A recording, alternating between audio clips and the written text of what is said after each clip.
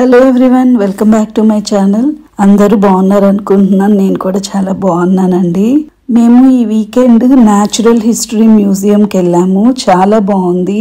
ఆ ఎక్స్పీరియన్స్ మీతో షేర్ చేసుకుందామని ఈ వ్లాగ్ చేస్తున్నాను. మ్యూజియం లోపలికి ఎంటర్ అయిన వెంటనే పైన ఈ స్కెలిటన్ ఉంటుందన్నమాట.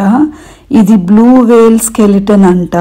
చూడ్డానికి అయితే చాలా బాగుంది. మేము ఈ మ్యూజియంకి వెళ్ళడానికి మెయిన్ రీజన్ ఏంటంటే మా వాడికి ఏంటంటే డైనోసార్స్ అంటే పిచ్చి.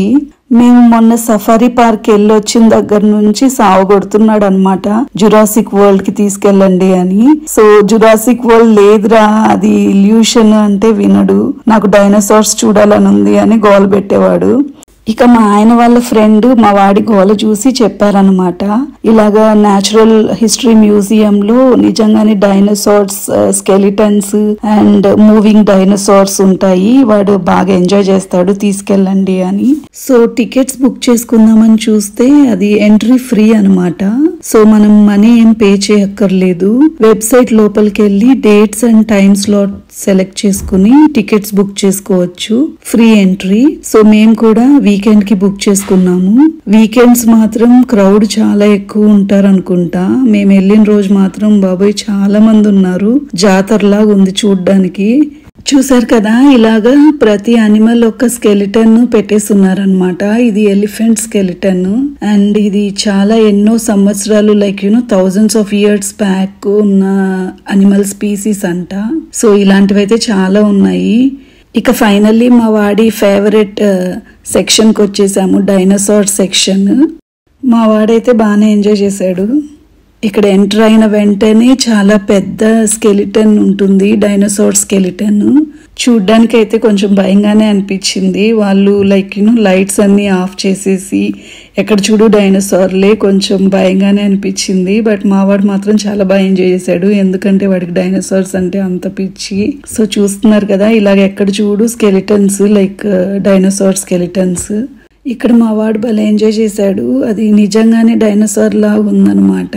సో విత్ సౌండ్స్, ఎఫెక్ట్స్ చాలా బాగుంది.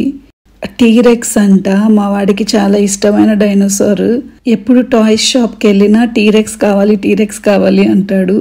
సో ఇంత పెద్దదాన్ని చూసి ఇది నిజం టీరెక్స్ ఏమో అనుకున్నాడు వాడు.